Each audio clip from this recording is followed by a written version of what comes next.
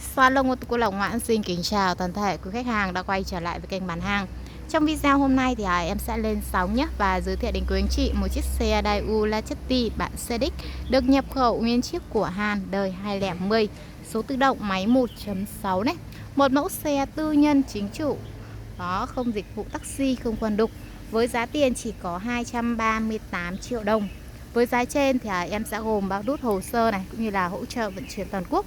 Anh chị và các bạn ai đúng chân mẫu xe này nhé thì nhấc máy alo ngay cho em này theo số hotline là 0349 59 7919. Số trên cũng là số Zalo của em, hoặc trực tiếp đến tại cửa hàng bên em có địa chỉ ở chân cầu vượt Cầu Toan, Hồng Bàng, Hải Phòng để được xem xe này cũng như là lái thử nhé. Anh chị và các bạn xem video của lần đầu này, hãy hộ cho em bằng một lượt like, một lượt chia sẻ và đăng ký kênh để được cập nhật những mẫu xe mới nhất mà đăng tải. Xe được mang biển kiểm soát của Hải Phòng là 15K02606 này, với nước sơn màu đen. Đó. Xe được trang bị cho mình như là 2 cục đèn pha và 2 cục đèn gầm này. Đó, vẫn còn rất là đều nhé. Được trang bị đèn gầm là đèn bi này. Đó. Cũng đã được tích hợp như là báo rẽ xi nhang bên sườn rồi. Được trang bị phanh đĩa 4 bánh nhé, cũng như là ABS 4 bánh này. Về phần lốp dép thì của nó cũng còn rất là dày dặn luôn. Đăng kiểm con này thì cũng còn đến tháng 2 nhé, năm 2023 này. Đó, về những cái phần đường khe mép này còn rất là đều và khít. Đó, một mẫu xe cam kết cho anh chị là không đâm đụng, không ngập nước thủy kích. Về phần nội thất thì con này được trang bị cho mình là ghế da màu đen, cũng như là vô lăng 3 chấu này, và được trang bị như là 2 túi khí nhé, bên phụ lái cũng như là bên lái này. Đó, màn hình Android, bản số đấy. Đó, phanh tay đây, ghế da cũng còn rất là đẹp, hệ thống ốc bản lề này. Đó. Về cái phần táp lô táp ly của mặt của khoang cánh cửa đằng trước anh chị nhé. Đó thì cũng còn rất là đẹp luôn này. Đây, hệ thống keo chỉ này. Đó, vẫn là keo chỉ zin nhé.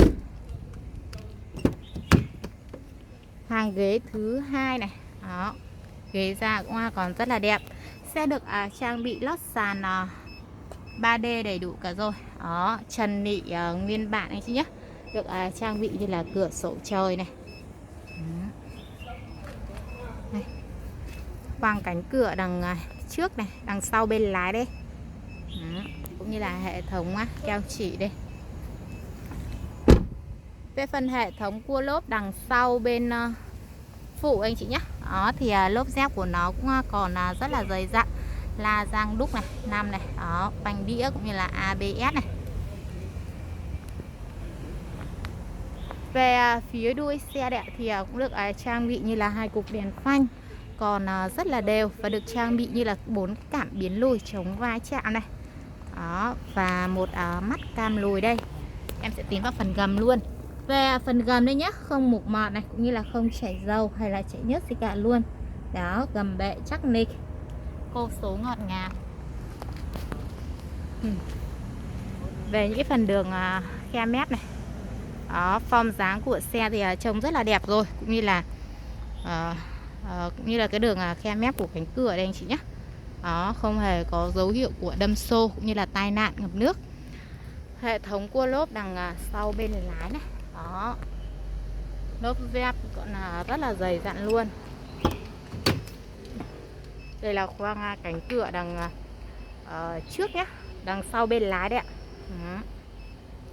Hệ thống keo chỉ này, vẫn là keo chỉ zin. Đó, một mẫu xe anh chị mua về chỉ việc sẵn sử dụng nhé. Ngoài ra chúng ta sẽ phải làm bất cứ thứ gì luôn. Đây là hàng cưới khoang cánh cửa đằng trước bên lái đây.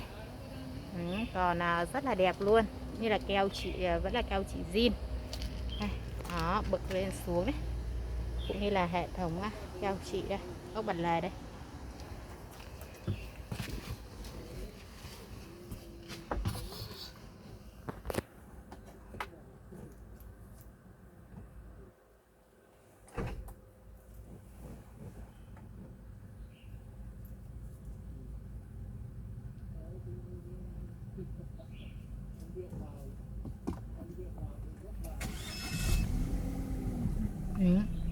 Xe được trang bị cho mình như là vô lăng 3 chấu nhé, còn rất là đẹp này. Đó, màn hình Android rất là to. Đó, cũng như là ổ số. Về phần tắp lô tắp ly của mặt bàn thờ anh chị nhé, thì còn rất là đẹp. Order của xe thì mới chạy được có 11 vạn thôi. Về mọi hệ thống chức năng điện này thì cũng còn rất là trơn tru. Đó.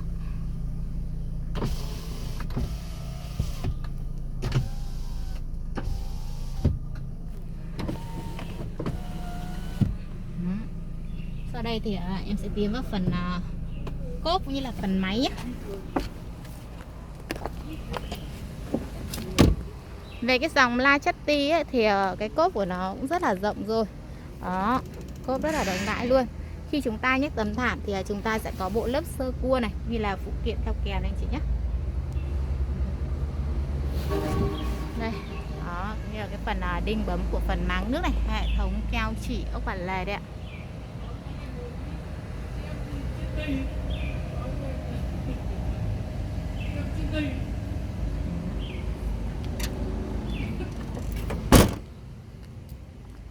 Sau đây thì em sẽ tiến vào phần khoang máy anh chị nhé. Đó, máy nổ thì cũng rất là êm rồi. Dạ vâng, và đây là tổng khoang máy của chiếc xe Daewoo La Chatty CX nhé, nhập khẩu nguyên chiếc của Hàn, đời 2010. Số tự động máy 1.6 này, một mẫu xe tư nhân chính chủ. Đó thì với giá tiền đó chỉ có 238 triệu đồng thôi.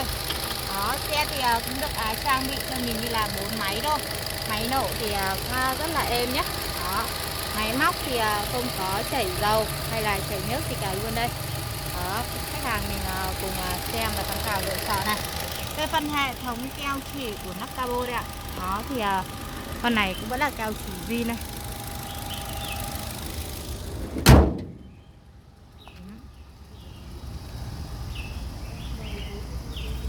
Dạ vâng, vừa rồi thì em cũng đã lên sóng nhé và giới thiệu đến quý anh chị một chiếc xe Daewoo La Chatty CX nhập khẩu nguyên chiếc đời 2010, số tự động máy 1.6 này, một mẫu xe tư nhân, một chính chủ. Với giá tiền chỉ có 238 triệu đồng. Với giá trên thì em sẽ gồm bao rút hồ sơ này, hỗ trợ vận chuyển toàn quốc. Anh chị và các bạn đúng chân mẫu xe này nhé thì nhấc máy alo ngay cho em này. Theo số hotline là 0349 59 7919. Số trên cũng là số Zalo của em. Hoặc trực tiếp đến tại cửa hàng bên em có địa chỉ ở chân cầu vượt Có Toan Hồng Bàng, Hải Phòng để được xem xe cũng như là lái thử này. Anh chị và các bạn xem video của lần đầu nhé, anh hộ cho em bằng một lượt like, một lượt chia sẻ và đăng ký kênh để được cập nhật những mẫu xe mới nhất mà em đăng tải. Sau đây thì cho em được tạm dừng video tại đây và hẹn gặp lại quý anh chị và các bạn trong những video clip tiếp theo.